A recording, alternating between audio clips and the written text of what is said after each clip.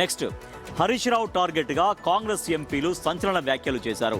క్షుద్ర పూజలు చేశారు హరీష్ రావు అంటూ బలరాం నాయక్ ఆరోపణలు చేశారు. ప్రజలకు అన్యాయం జరగాలని ఇలాంటి పూజలు చేశారంటూ విమర్శిస్తూ ఉన్నారు.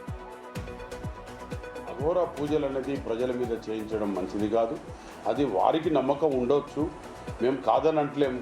కానీ ఈ నమ్మకానికి దేశానికి నమ్మించే ప్రయత్నం భాగంగా అట్లా చేయకూడదు. ఇది మంచి పద్ధతి కాదు. ప్రజలు ఆ రోజుల్లో నిన్ను కూడా గెలిపించిండ్రు. ఎవరి పరిపాలన వస్తే వాళ్ళు చేస్తున్నారు. ఇప్పుడు బీజేపీ గవర్నమెంట్ ఉంది, 15 సంవత్సరాల నుంచి వాళ్ళు చేస్తున్నారు. 12 సంవత్సరాల నుంచి వాళ్ళు కూడా 10 ఇయర్స్ చేశారు.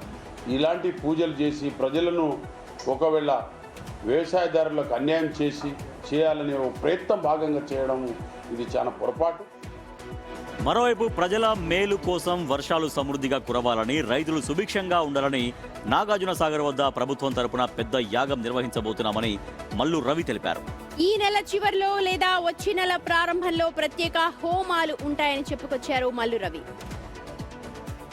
క్షుద్ర పూజల వల్ల తెలంగాణ రాష్ట్రంలో వర్షాలు పడకుండా మంచినీళ్ళు, ఇరిగేషన్ వాటర్కి ఇబ్బంది పడి ప్రజలంతా ప్రభుత్వానికి వ్యతిరేకం కావాలని పూజలు చేసినట్టుగా టీవీల్లో,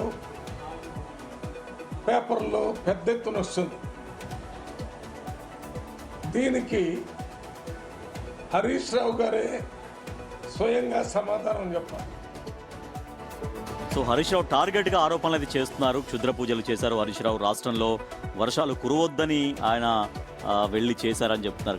కౌంటర్ గా ఈ నెల వాళ్ళు ఈ నెల ఆఖరి లేకపోతే యోగా హోమాలు కూడా చేస్తారు. అవును, అంటే ఆల్రెడీ హరీష్ రావు నోటీసులు ఇష్యూ చేశారు. అద్దంకి దయాకర్కి, సామా రామ్మోహన్ రెడ్డికి and PCC chief Mahesh Kumar గౌడ్కి లీగల్ నోటీసులు పంపించారు.